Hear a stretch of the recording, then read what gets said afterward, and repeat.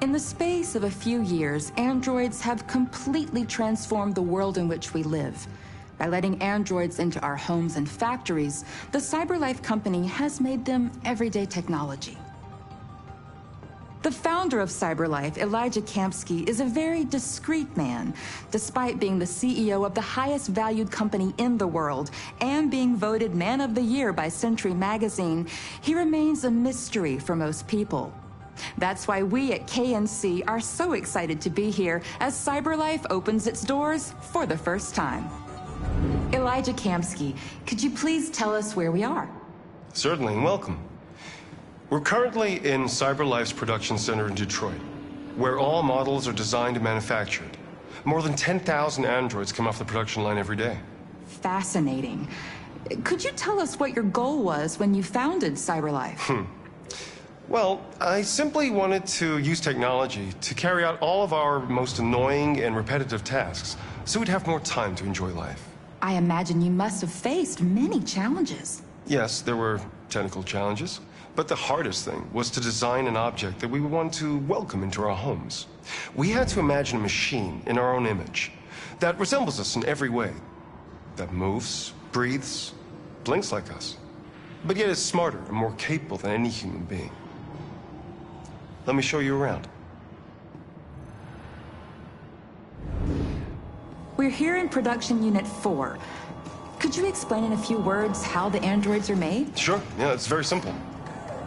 We use machines to manufacture machines. The removable parts are assembled on a production line, and then we apply a synthetic skin to the whole body. A human operator checks the cognitive abilities with a pre-established protocol, and finally, the android is conditioned and sent out throughout the country. Here's the result. Say something. Hello. I am a RZ400 model. How can I be of service? You can go now.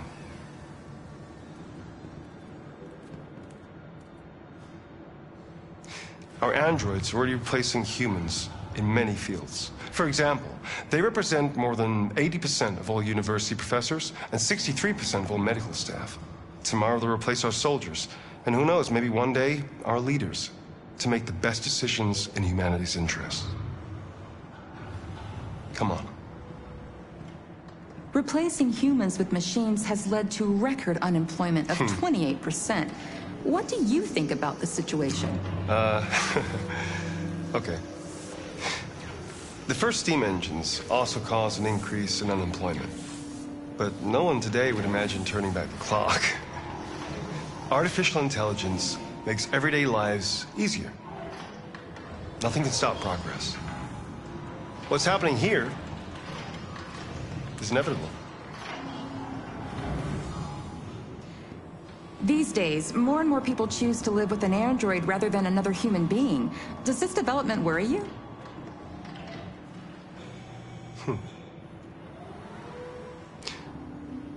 Everything's much easier with an android.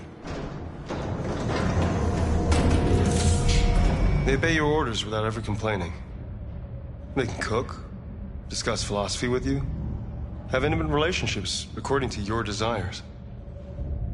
They never say no. Obviously, they are the perfect partner. Everyone deserves happiness. Why deprive yourself of so-called moral reasons when a machine can make you happy? Many science fiction books tell the story of how machines become more intelligent than us and end up confronting us. Aren't you worried about that possibility? I understand the irrational fears about artificial intelligence, but I assure you that will never happen with a CyberLife android. They're designed to obey humans. They're machines. They can't ever develop any sort of desires or form of consciousness. Are you sure? I'm absolutely certain. You can trust me.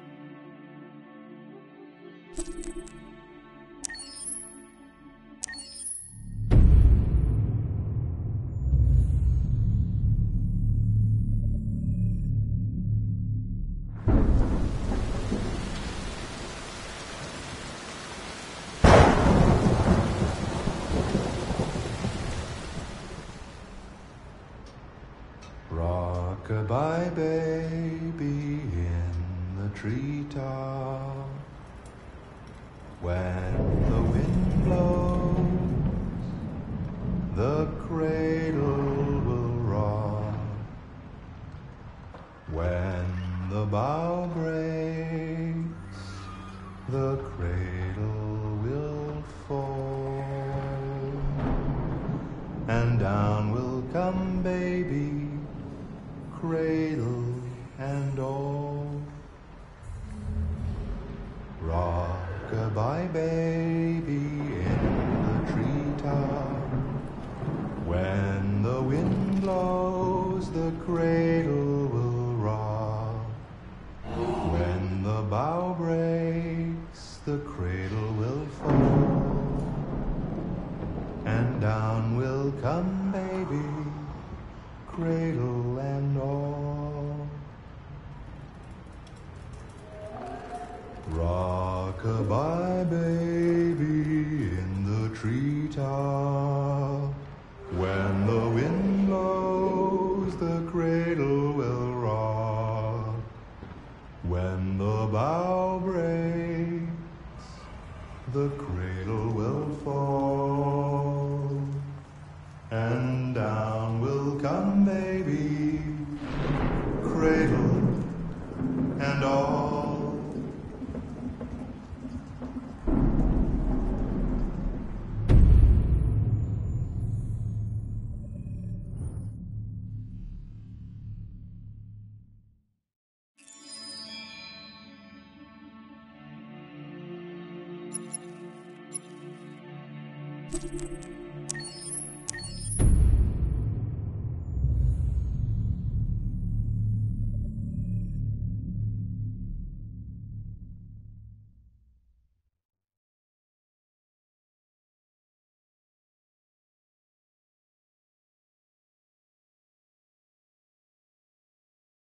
Hold on, just a little while longer.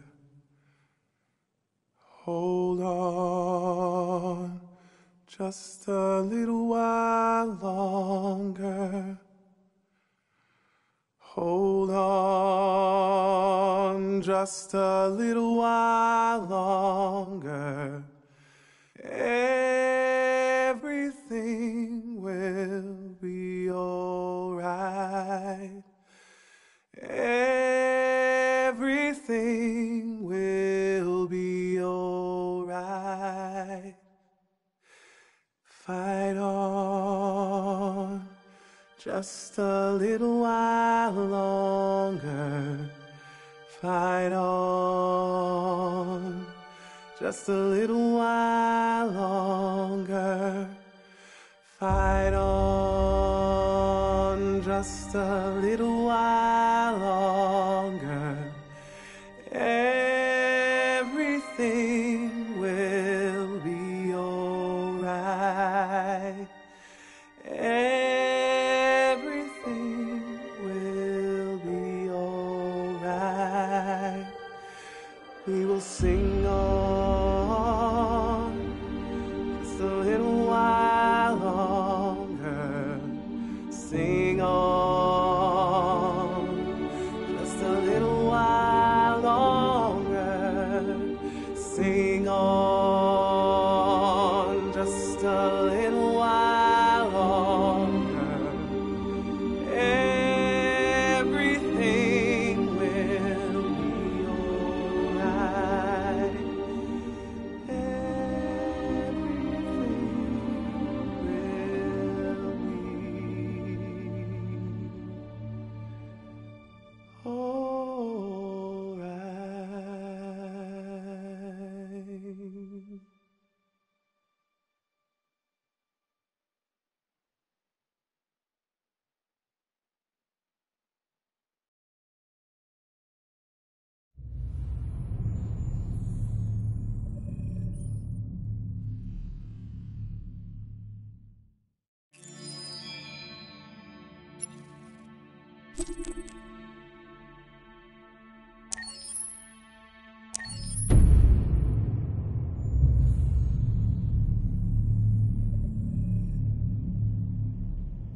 For starters, what should I call you? I'm Chloe. And you, what's your name?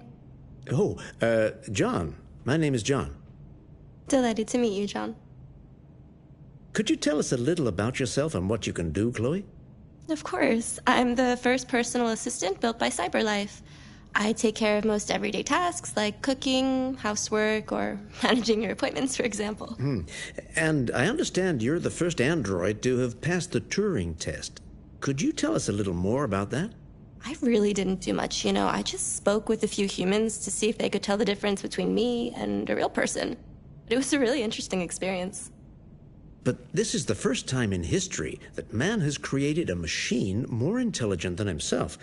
I gather your brain can perform several billion operations per second, is that right? Absolutely, but I only exist thanks to the intelligence of the humans who designed me. And, they have something I could never have. Really? And what's that? A soul.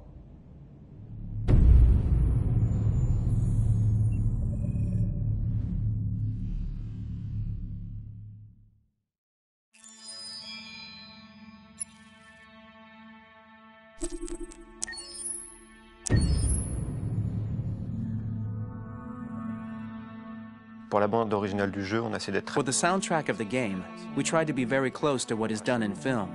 We were constantly asking at each place in the game, why are we putting music here? What is it going to say? So we focused the music on bringing emotion, which is interactive, and supports the character's arc. I'm sorry, honey. I'm sorry. I'm sorry. You know I love you, don't you? You know I love you. We make games that are very narrative. We're really into interactive drama, so the soundtrack also had to go in that direction, supporting the three characters' very different stories. We really wanted three colors, three musical sound identities, and from there, having three composers made sense, since the story of Kara, Marcus, and Connor are all completely different.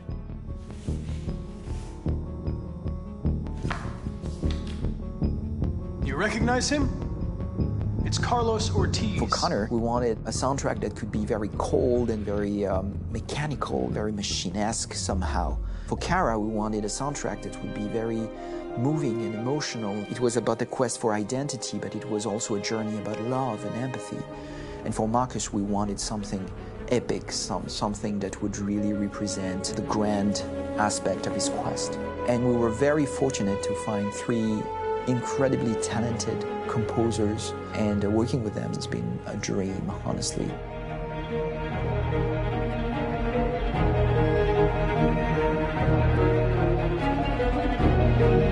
My name's Philip Shepherd, and I'm a composer and a cellist and a producer, and today we're at Abbey Road Studio One, which is my favourite studio in the world, and today we're recording the soundtrack for Kara from Become Human.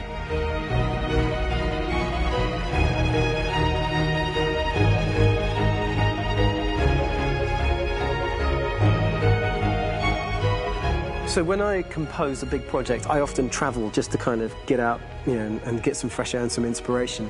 And I go hiking and traveling in Montana a lot. I had a log fire in the room that I was staying in, and the flames were kind of making absolutely direct music. And it became the basis for Kara's theme, and it sounds something like this.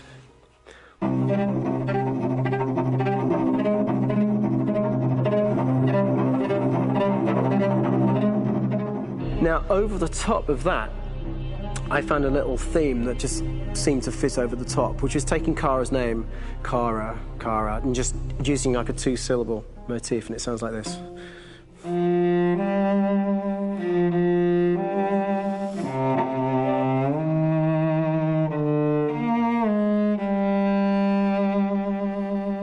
going to pull through this, Alice. As long as we're together, nothing can hurt us.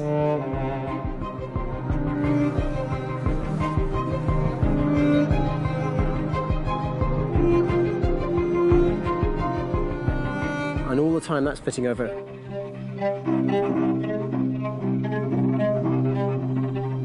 So it kind of works in lots of levels. And in fact, every single theme in the score has one of those elements built into it, and it becomes sort of the DNA of every single tune.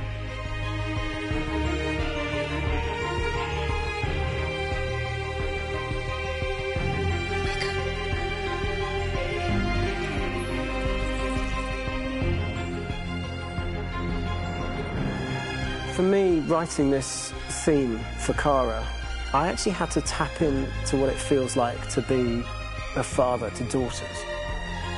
I really had to tap into everything I feel about my daughters and thinking, well, if I had to write music for them and that sense of trying to protect them but also give them the freedom, that's totally where it came from. Because each composer has been given the sort of narrative responsibility for very different characters, I haven't had to sort of go into other styles. I can actually be very loyal to this particular character and sort of hopefully encapsulate her. But it means also I've suddenly become very connected to this character. And if for some reason it goes to game over early, I'm getting mortified. You know?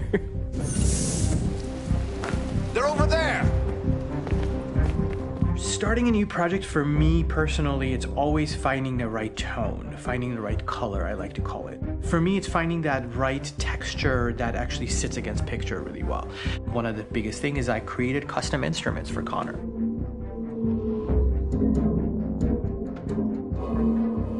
I pulled out all my vintage synthesizers to be able to capture this robotic person, if you will. My approach to all of these custom instruments is that I hear the sound in my head. And either I could just come into the piano and just be like, all right, so I'm gonna just get on the computer and just create it. I rather be able to play these instruments physically. Oh, that's nice. If you can do that.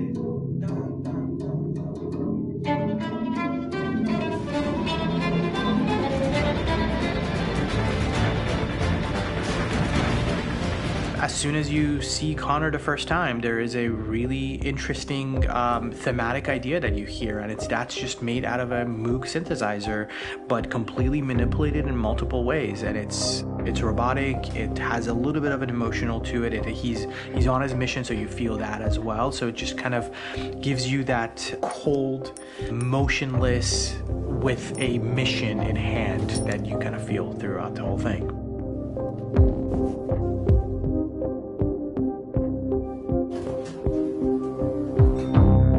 Because the music evolved, one of the things that I was very weary and I was very kind of focused on was the way that the music has to evolve.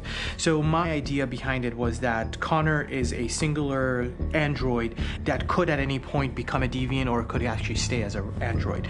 So I created a more or less an Connor theme, and then I was able to just manipulate it in different aspects of it. Is everything okay, Lieutenant? Chris was on patrol last night. He was attacked by a bunch of deviants. I'm a human being writing for a robot. And throughout Connor's journey, he meets someone, he meets a partner. So how do you deal with a robot feeling? And I've met a partner that I'm gonna work with, or all of a sudden he sees a dead body. Does this robot have an imagination? Does this robot have a feeling? And if yes, how do you translate that into non-emotional music? So it basically at any point I was just like, I can't do this, and then I just do it. Property was damaged and fires continued to rage in several major districts across the city. Some people are asking, have androids become a threat to our security? When I first started really digging in on Marcus, the one thing that I really tried to capture was the transformation process. You know, Marcus is this android that evolves over the course of the game and really goes from kind of figuring out that he's more than just an android. You know, he's starting to develop kind of a human soul in a way. Try to imagine something that doesn't exist, something you've never seen. Now concentrate on how it makes you feel and let your hand drift across the canvas. The other side of Marcus that I really latched onto was that he almost became a savior for a lot of the other androids in the game. So when I started developing the theme for Marcus, I really made it like a church hymn.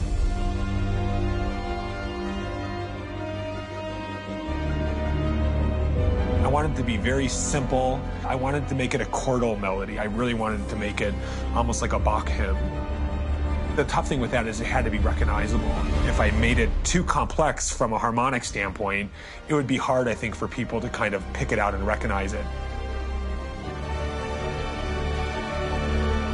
It's very acoustic derived, but it's also been treated with a lot of effects and things to kind of put it into the space that I felt the sound should be in.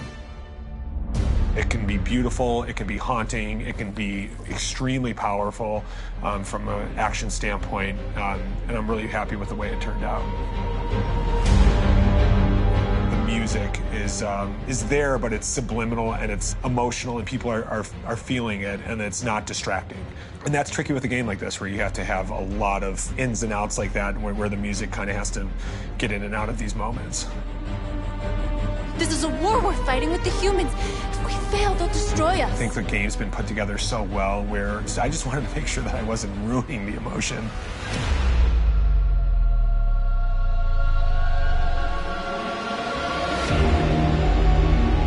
I gotta be honest, when we first started on this path, I've said, oh man, this could be pretty messy, you know? I mean, it could feel disconnected, but I mean, it's amazing how they really guided us and got us to really kind of all be in the same world, but at the same time feeling completely different. So it's really gonna stand out and kind of be one of those games where people are really gonna notice the music and kind of how it was crafted, and, you know, and all the hard work that went into being able to pull it off in a graceful way.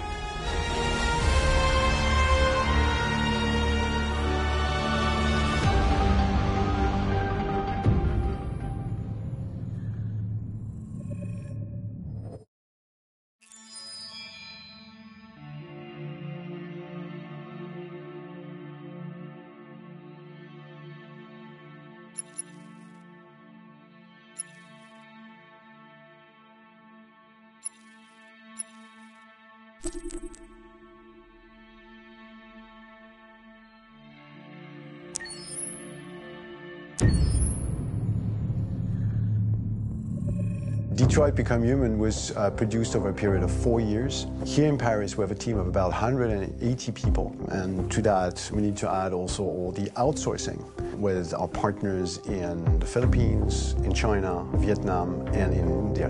So when we started working on this story, I had to imagine where Kara was built. And for whatever reason, the city of Detroit came very quickly to my mind, because it had already an incredible story by itself, full of history and themes. So we traveled there with the team, and we were really moved by what we saw, and we could really feel the desire to fight and really be born again. And we just continued this curve, this growth, and just imagine what Detroit would be like if the android industry was, using these huge factories to build androids there. A very strong element in Detroit is that there's a lot of industrial wasteland and a lot of nature too, and for us, the graphic designers, it was an incredible playground. The destroyed zones which we wanted to preserve, we appropriated them to turn into something else. Then in the areas that needed to be rebuilt, we were able to imagine our Detroit of the future. We didn't want to make a science fiction universe, but a world of anticipation. If we chose science fiction, we could have imagined flying cars, extraterrestrials, but those things are very far from our current everyday life. Anticipation is more about gleaning from our contemporary reality, the one we know, because Detroit is set in 2038, and 2038 is tomorrow.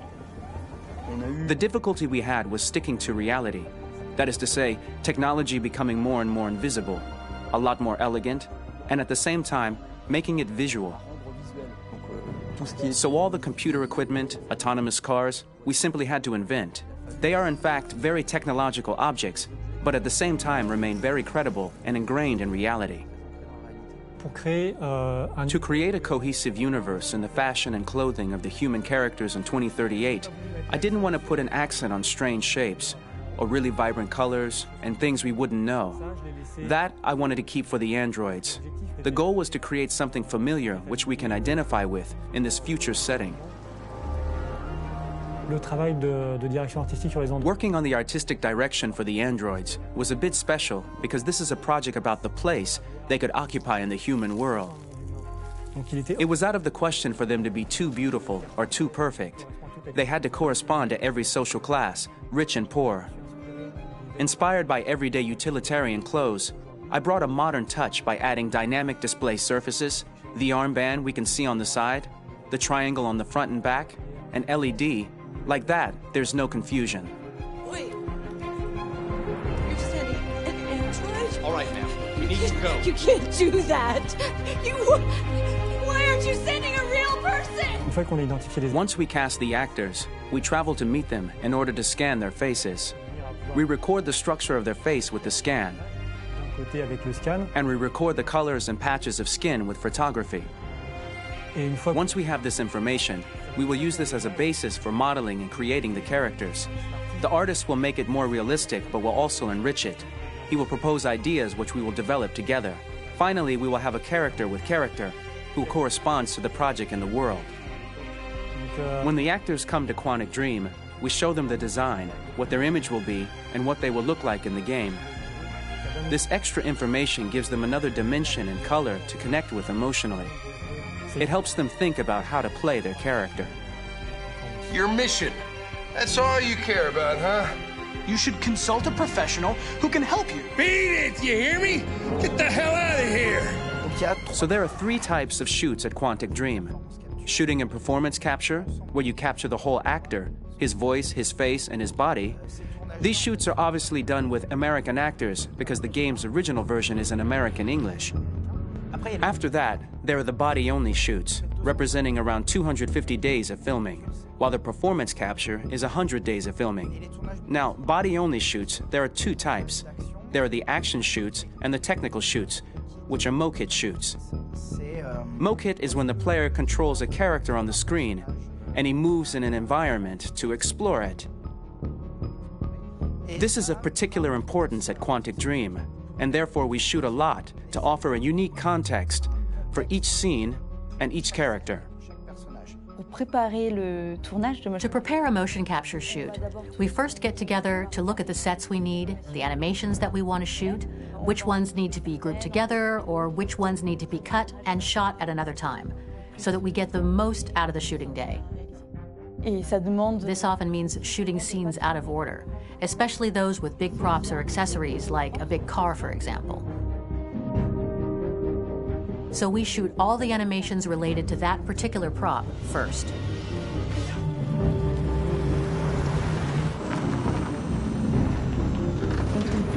The biggest challenge for the mocap team was shooting a Spider-Man mo-kit. We had to build a wall and attach an actor to a harness with cables so we could pull him up and render him climbing. The shooting on this game took about, I would say, more than a year, maybe 1 and 2 years, with about 300 actors on set, so it's quite a massive production. But so much happened on this set, between the stunts and the shootings with a little girl and all these great actors that we had. It was really a very, very memorable journey for the team and for myself. Today, Detroit has over 37,000 animations. When we retrieve the motion capture data, it's just a cloud of points, which represent all the markers worn by the actors. From this cloud of points, we have a phase called retargeting, which gives us a skeleton. This skeleton will be applied to the characters of the game. There is still work to be done, but this gives us the main movements. Since we are working on something very realistic, we must recognize the actor and also recover all the emotion he expresses in his performance. We use a system of facts, an identity card for each actor. We make the actor do a whole range of facial expressions. Then we recover all the expressions and paste the animations on a puppet that Jan has prepared. I then recover and refine these poses. I might stretch the lip, reinflate a cheek, tiny details that make the finished product really capture the actor. Because of the nature of our mocap system today, when we receive the animations, we're missing eye movements, and so the character has that dead look. He really has no eyes, so then it's a big part of the work for the animators to find the regard of the actor in relation to his position, in relation to the body, etc. It was crazy when I saw the newest model for Kara, because they've been working on it, and this was the first time I literally jumped in my seat. It not only looked so much like me, it was the fact that it looked so lifelike. It wasn't that it looked just like it was a camera, it was something else, you know, but it looked alive. It's exciting, and it's kind of terrifying. Game after game, we learned the rules of optics and filming. And our goal with Detroit Become Human was to have cameras that would actually emulate the optics of a real physical camera. So basically dealing with real-world imperfections was our main task, and just to make cameras look as real as we can. Once the animations are shot and processed by the animation department, integrated and polished, we film them. That is to say, we really do a mise en scène, as in cinema. The real difficulty of our job is to know if these cameras are telling us something. Are they in the emotion of the scene? Do they describe exactly what the action must convey, what must be felt? The most important challenge for me was one of the final scenes where Marcus decides to start the revolution and go to the battlefield. Very quickly, we imagined this to be a huge sequence shot. We wanted the feeling of a cameraman running behind us, while showing Marcus, the androids who help him, the person shooting at us, etc. Above all, it was necessary to say to oneself, this scene is very violent but does not glorify war. On the contrary, that war is something improbable and absurd. It was really a fun challenge. The idea was to say we have 3 characters. We would like each of them to have a specific cinematography. We wanted Kara to be much more filmed with some kind of handheld camera, to have something very living, very breathing. For Connor, we wanted something very cold and very perfect. And for Marcus, we wanted something epic and spectacular.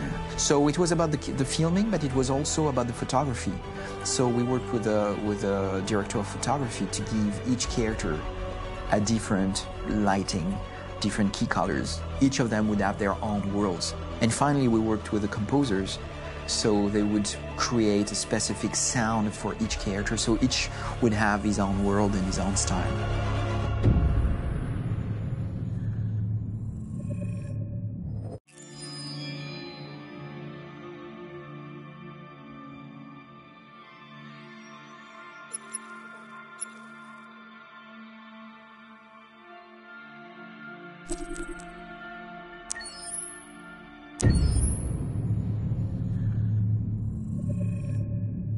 Game after game, we try to challenge ourselves. For Detroit, we wanted to, first of all, to write a story that would be incredibly bending, which means the most non-linear story that we've ever created.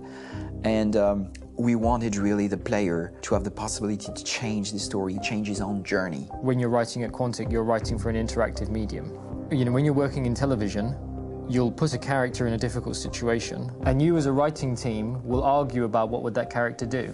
But ultimately you have to decide what happens, and you just show the audience. What's interesting about interactive drama is you bring the player into that conversation, and it changes your job slightly as a writer, because your job is to provide a narrative context in which the player can write his own story. You're giving him this kind of narrative Lego that he's going to snap together into his own shape. You also have the ability to make your audience attach themselves to your characters, because the audience is in some sense responsible for what happens to the characters. It's just a few cans. Come on, let's go. We have some cash now. You used me to steal that money. How could you do that? I trusted you. What is a bit specific about this scripts is how large they are. If you take a film script, there are about 100 pages.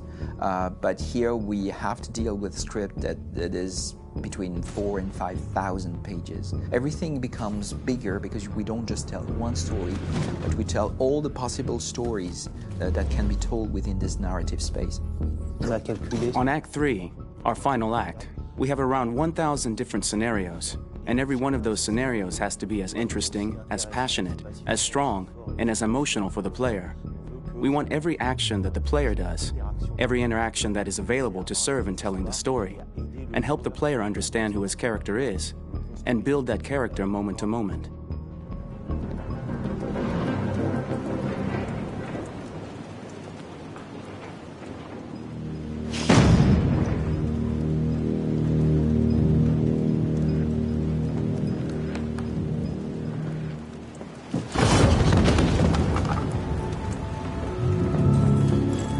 est parti avec l'intention assez... We started with the intention pretty early on that we would never lie to the player.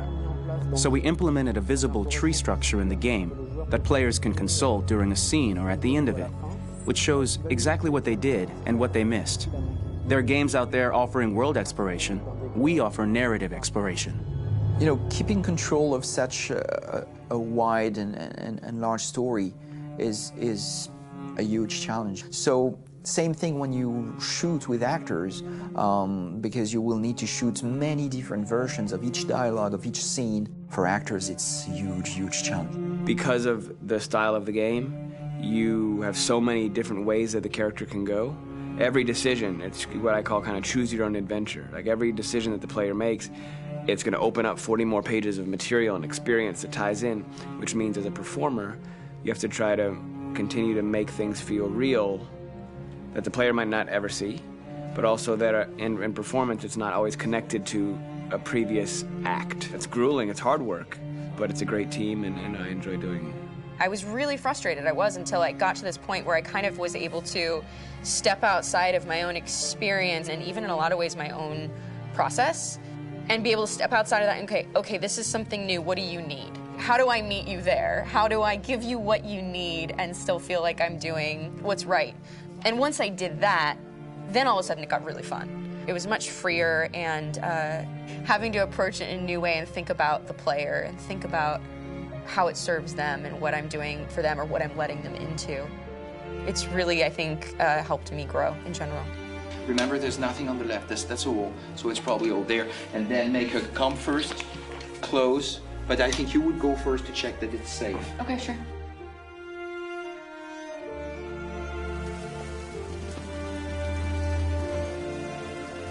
The most enjoyable thing about working in performance capture on this kind of project is that if I shot a film, I would get to do one of these endings. I get to do so many different things as Connor. Your head goes all over the place because you're trying to keep track of basically 4 different storylines for each different response. What's the name of my dog? Buddy? Scout. I think it's Jack. I can't remember. So I worked with physicality a lot because it was a good way to anchor myself in these different rings of the tree. As the story grows out, I know where that is physically in my body, and then I can switch more continually on set, and it'll be entirely up to the player to determine what order those things come out and what they look like from a distance. Like if you're playing through it, the culmination of all of that will be their version of Connor. I'm faster than you, and I don't feel pain. You don't stand a chance against me. Listen, asshole. If it was up to me, I'd throw the lot of you in a dumpster and light a match to it. Shooting action scenes at Quantic Dream is a real challenge because these are scenes where the storytelling has to continue. It's not an action scene just to have a dose of adrenaline. The stunts have huge consequences on the rest of the story. It's really a moment where we implicate the player and tell him that the choices he makes during an action scene will have a direct impact on the evolution of his story. My biggest challenge on Detroit has been managing the large number of animations that we received from motion capture. Detroit features more than 37,000 animations, which is a huge amount to handle on a daily basis. You have to realize that the player, in his first playthrough, will miss certain scenes. This also means that we had to think of, conceive, and produce all the potential story paths. The characters' costumes, the places, day or night, the weather. Did the character get shot in the shoulder? Did he get injured? All this consistency forced us to produce a lot of graphic assets in order to, quite simply, allow the player to have true continuity throughout the story. Honestly, we were even surprised by the challenges that come with such a big tree structure, and we did our best to guarantee quality across all the game and make sure that whatever path you choose within this narrative space, you will have an equally good experience.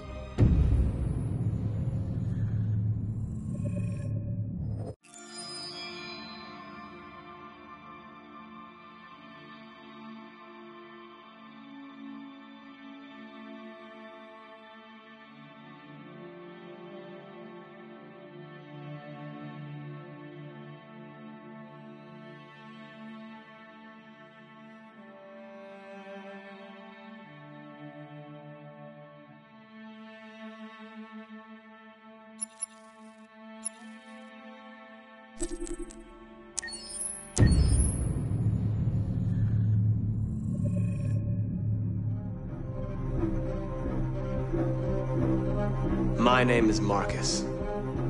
My name is Connor. My name is Kara. I am one of them.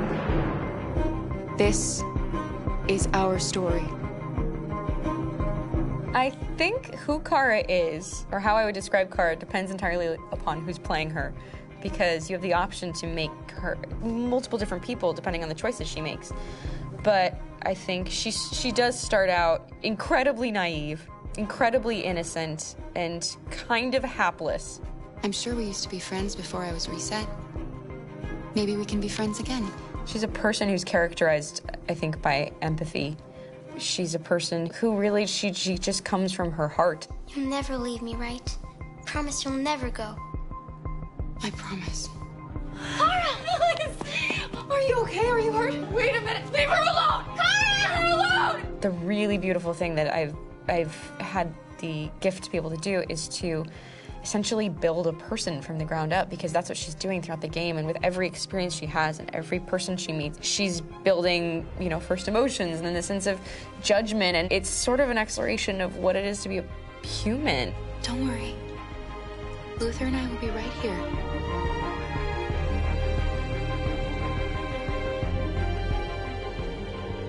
David and the creators have painted a really intriguing and engaging picture of a near future where we rely upon androids for a lot of our service class business, the class that serves us, that helps us, that handles our baristas and our drivers and our housemaids. And what is humanity, where we tap into it, how and why we treat each other the way that we do. And my character Marcus has a really intriguing journey, becoming deviant, realizing that he actually has feelings and human qualities inside of him, and it's a really incredible ascension into becoming fully realized and coming to terms with what you actually deserve better than this in life. And not only do you want it for yourself, but you want it for your peers. We've come here to demonstrate peacefully and to tell humans that we are also living beings. All we want is to live free. You know what? This thing, Dad, is not your son. It's a fucking machine! I think that a group that feels marginalized, feels disenfranchised, feels like they deserve and have earned access to themselves and the environment around them, and are trying to figure out a way to articulate how to get freedom. Connor is analytical. Connor takes things literally. He starts in the beginning place where he's very mechanical. He feels nothing inside, of course, and it's all just a system, a protocol that he is executing to get whatever he wants to happen, which is help humans stop deviants and to find the link between deviant androids. You were designed to serve humans, not kill them! What was I designed to be? Their slave? Their toy? Just say, I killed him! Is it that hard to say? Stop it! Stop! But of course, over the course of the story, and depending on the player's choices, Connor can grow in many different ways. He can deviate from that procedure or not. The moment of truth, Hank. Am I a living being? Or just a machine?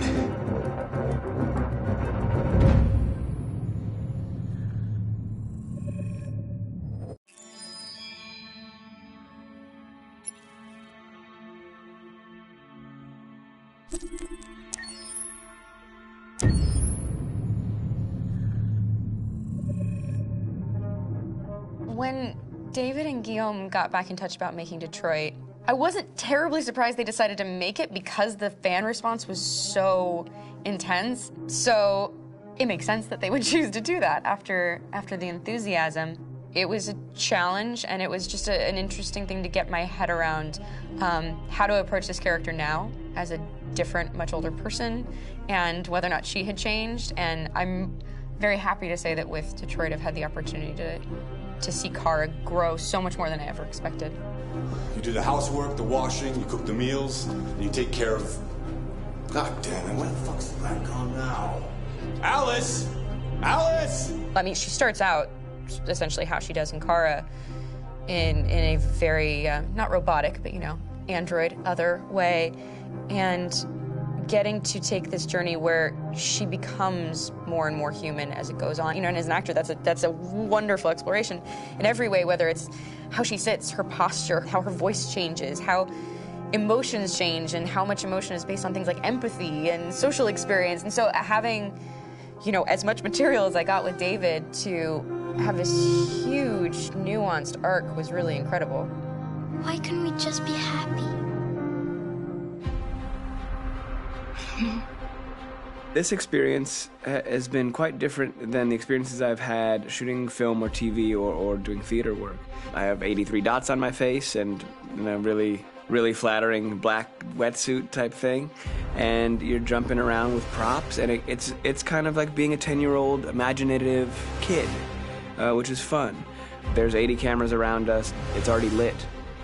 So we just shoot and shoot and shoot and shoot and shoot. There's no change of sets, there's no hair and makeup, there's no wardrobe, so we move really fast, and we'll go through about 35 pages in a day. Working in TV or film, we'll probably do 6 pages a day. It's kind of acting boot camp. It's like working out constantly. I mean, you're doing this thing, and then you got to do something that's completely other back to back to back. And so that kind of process of working is very challenging, but it's also very exciting because you just have to keep coming up with new ideas, and your head goes all over the place because you're trying to keep track of basically 4 different storylines for each different response. You shot that girl, for fuck's sake. It was a machine that looked like a girl. Yeah, I know what I should have done. I just told you I couldn't. All right, I'm sorry. The fact that David Cade, he's telling like many stories interwoven from beginning to end is super complicated and super impressive, and I have no idea how he keeps it all in his head. He's not just the writer or the director who's seeing this from the outside eye, he's also thinking about the player walking through this space. You know, only somebody who really, really loves not the work, but like these characters and these stories and cares about doing something meaningful would invest that much in it. And it's always inspiring to work with somebody who cares that much. My experience with motion capture is this one. And I found it sort of terrifying in a way, because they said the computer's going to build you.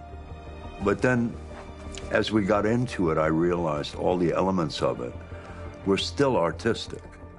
I just dipped into a really brilliant setup here. I've never seen anything like it. And this won't turn me into a product because I was playing a character. So it's wonderful. In the game, Detroit comes back because of a revolutionary industrial rebirth. And there's no reason why that can't happen in Detroit, because they have such tremendous infrastructure for millions and millions of people who can very easily support, you know, a new industry. The city is really strong and resilient, but the city has also been through so much. You see the damage. But it takes that time of kind of rebuilding and reinvesting into the city that I think is happening slowly but surely. The potential of Detroit as a city is something that this game does a lot of justice to, because it would be easy to look at Detroit as some place that used to be, and that's not the case. This game provokes a lot of conversation and reflection on our potential near-future engagement with machines. That's what we are to them. Just merchandise on display in a shop window. I think that a group that feels marginalized, feels like they deserve and have earned access to themselves and the environment around them, and are trying to figure out a way to articulate how to get freedom. What was I designed to be? Their slave? Their toy? It plays with your comfort levels. You think that this is fine, you're comfortable with it, until something blurs the line and throws you off, and now do I feel differently about whether this should be allowed? Should it be banned? Should it be encouraged? You're gonna ruin our lives, and for what?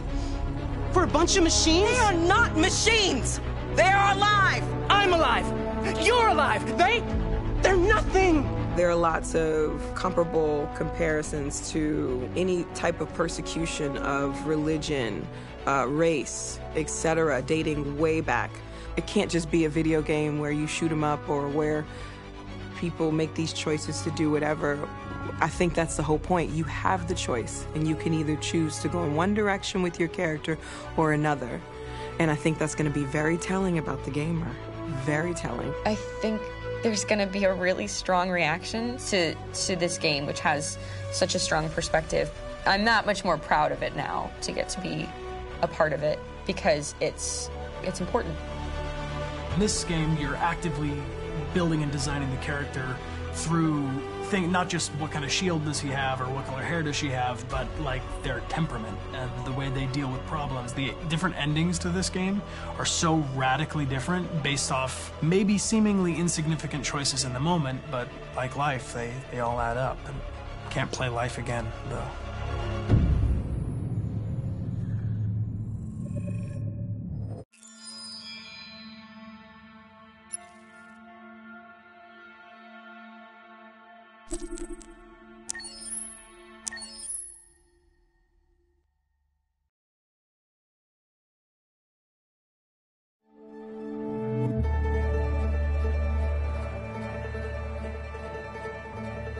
Detroit.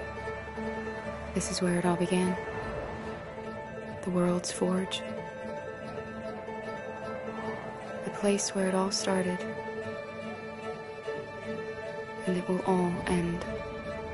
One error, and I came to life. I stepped out of the darkness, and I opened my eyes. First there was the fear, the light, the noise, the cold, and the fear again. I could feel my hands shaking, my heart pounding in my chest, life running into my veins. I wanted to live. I fought for that.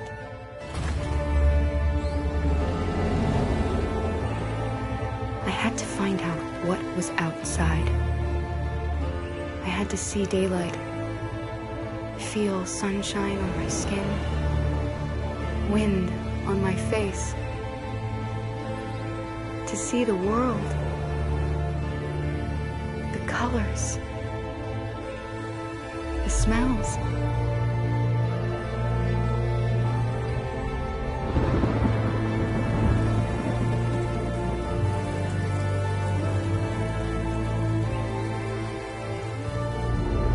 But the world is not what I imagined.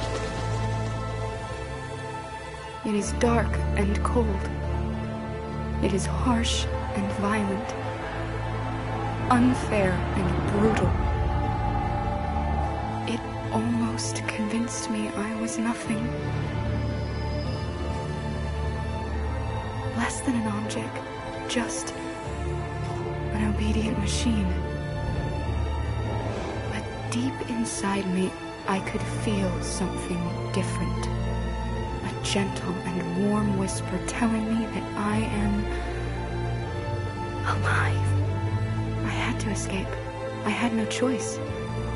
Escape to love, to hope, to live, to figure out what that force inside me was. Maybe I will change the world. Maybe I will choose a different path. Now, it's up to me to decide. My name is Kara. I am one of them. This is our story.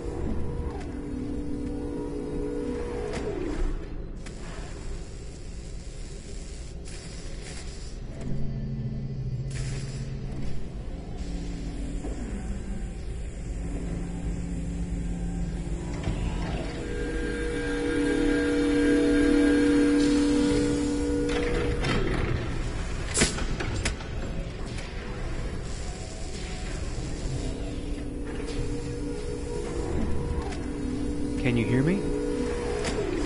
Yes. ID.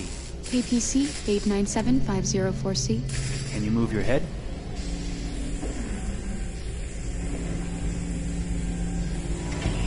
Your eyes now.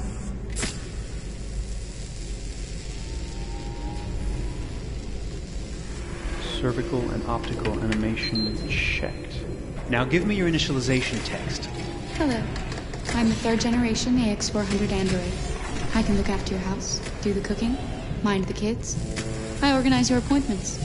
I speak 300 languages, and I am entirely at your disposal as a sexual partner. No need to feed me or recharge me. I'm equipped with a quantic battery that makes me autonomous for 173 years. Do you want to give me a name? Yeah. From now on, your name is Kara. My name is Kara. Initialization and memorization checked.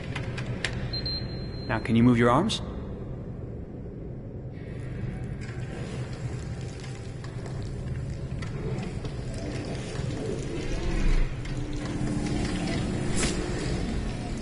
Upper limb connection checked.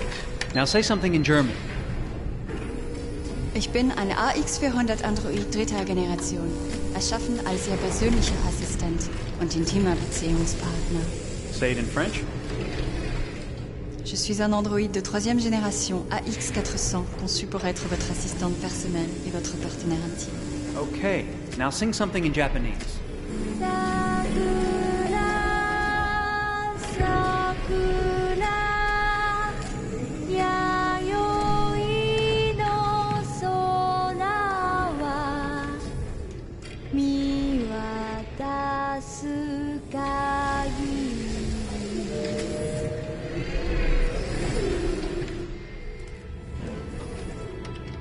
Multilingual verbal expression checked.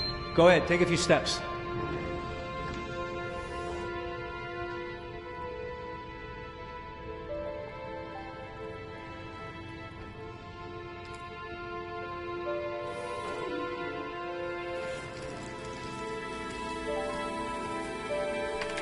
Locomotion checked. Great, you're ready for work, honey. What's going to happen to me now? I'll reinitialize you and send you to a store to be sold. Sold? I'm a sort of merchandise. Is that right? Yeah, of course you're merchandise, baby. I mean, you're a computer with arms and legs and capable of doing all sorts of things.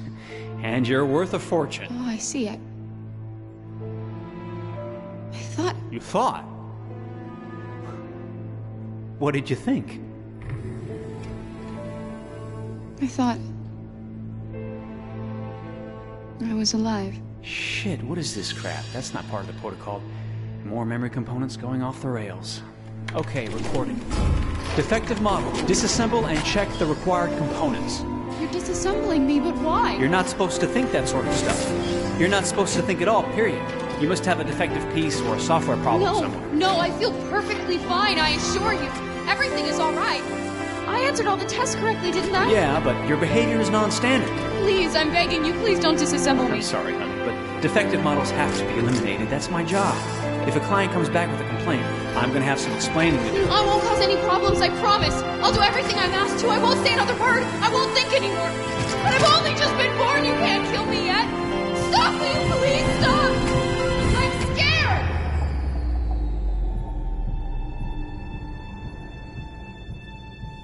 I want to live. I'm begging you.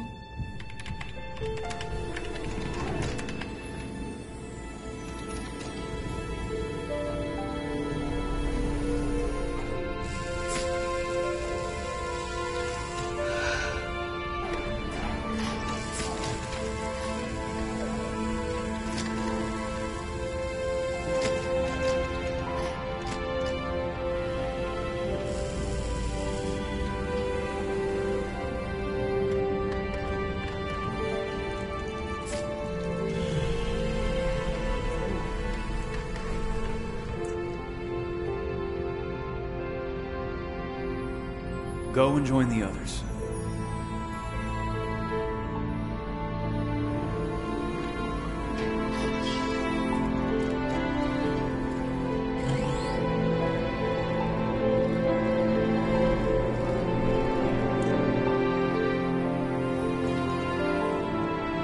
Stay in line, okay?